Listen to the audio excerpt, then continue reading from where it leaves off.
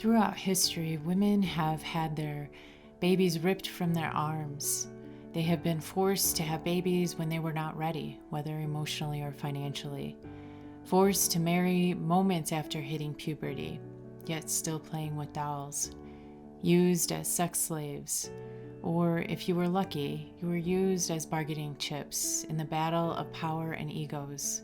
Brainwashed not to think for ourselves. I am more intelligent than you, so just follow in my footsteps and don't ask questions. But are they more intelligent, or have they just been able to use their physical strength, like a bully, to back women into a corner? You are to be seen and not heard. Well, if I am unable to speak, that is quite convenient for you, for I am unable to challenge my intelligence against yours. What are you so scared of? Brainwashed to think that our flesh was theirs to do what they want with, no matter how it made women feel.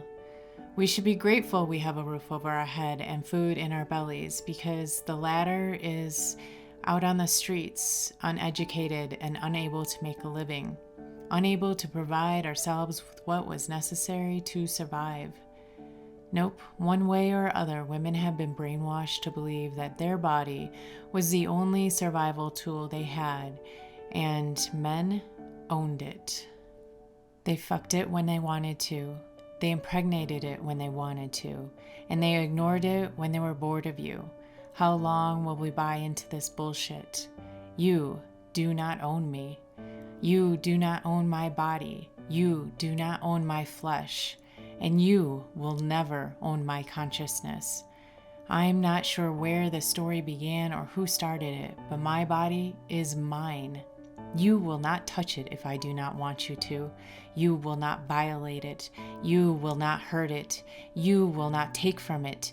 You will not make decisions about it. You do not own me.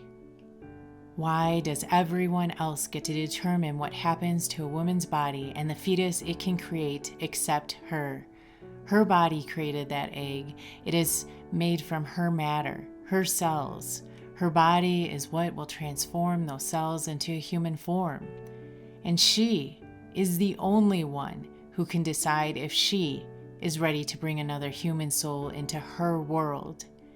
Some talk of consequences, but the one who truly suffers when a woman is forced into motherhood unwilling is the baby. Through most of history, many women have not been able to truly make their own decisions about their bodies and their lives. Women have been at the whim of what men dictate since the beginning. You can only wear this. You aren't allowed to think that. You do not have a say-so. You are not allowed to learn. You are worthless unless I state otherwise.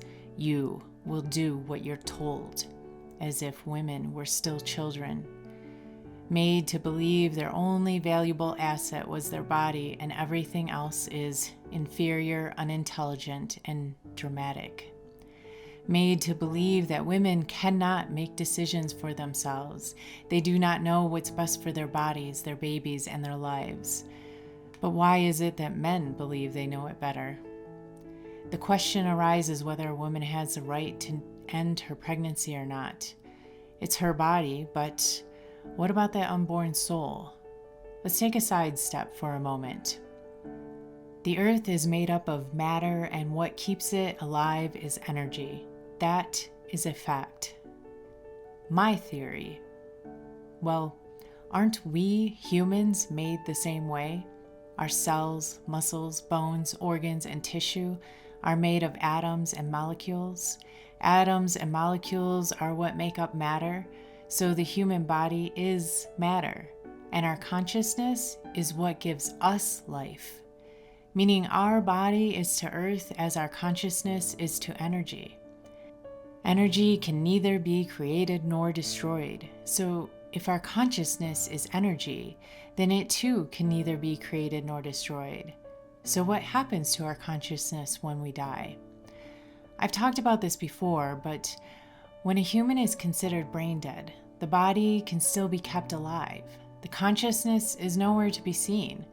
A physical piece of the brain has not gone missing, and yet our personality has left the building. Why? Where did it go? Could our consciousness be invisible and a separate entity from the body?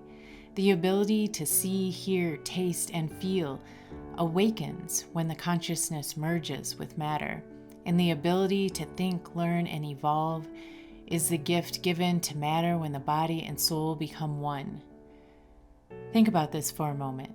Someone who dies and is on a donor's list, their consciousness has left the body, and yet the matter can still be kept alive in order to do a transplant. If the consciousness is energy and separate from the body, separate from our matter, if it cannot be created nor destroyed, could it maybe leave and transform into something else when one human form reaches its end?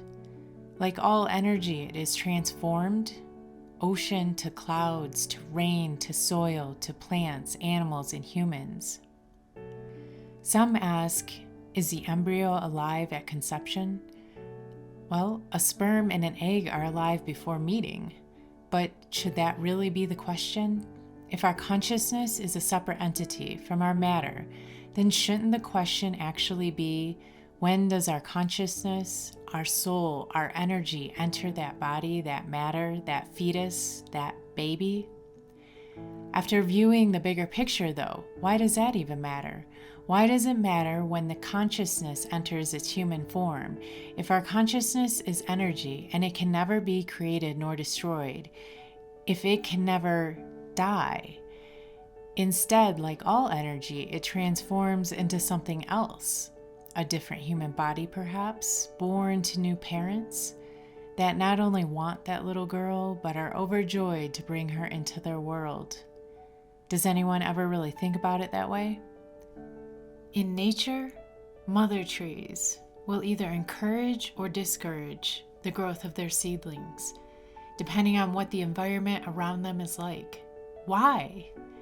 Because that mother tree is trying to give her young a better survival rate, whether by discouraging their growth in a bad environment or encouraging it in a healthy environment, which can be the determining factor of that seedling's survival rate. Abortion can be looked at in much the same way. A woman does not want to bring a child into a bad environment, into an environment that makes it difficult for that baby to grow into a healthy adult. Most mothers do not want to see their child suffer unnecessarily. Women want their child to not only survive, but to thrive and live a good life. Who wouldn't? But not every female is living in a good environment for a child. And no matter what you think of the female, no matter what your judgments are of her, if the environment is unhealthy, the one person who suffers the most is the baby. Sometimes that suffering goes on well into adulthood. Do you see what I see? What if an aborted fetus means another chance for that soul to have a better life, giving that woman a chance to grow into a mother she could be proud of? That's if a mother is who she wants to be. What if the question should be, can I provide a good life for a child? If you were that unborn soul, would you prefer to be born to parents that couldn't protect you or give you the needed resources to help you grow into a healthy adult? Would you want to be born to people who didn't want you or into an unhealthy environment? The only reason they had you was because the law made them, maybe even resulting in abuse that no child should have to endure. Or would you prefer to be born to parents who wanted you? Maybe their life isn't perfect, but it is a healthy environment where you can thrive. You are truly loved, protected, and cared for, providing you a life that helps you become your best self. If I had the choice, I know who I would choose.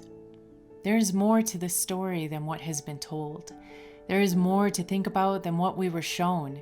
There is more to women than what most realize. I am allowed to think for myself. I am allowed to think outside the box. I am allowed to challenge old ways of thinking. I am allowed to think differently. I am allowed to be different. I am allowed to be me. I am smart. I am capable. I am a great student and a fierce leader. I can create, invent, and move souls. I am passionate, inspiring, and I will move mountains. I am worthy of many things, but most of all, I am worthy of respect and dignity. You do not own my body no more than I own yours.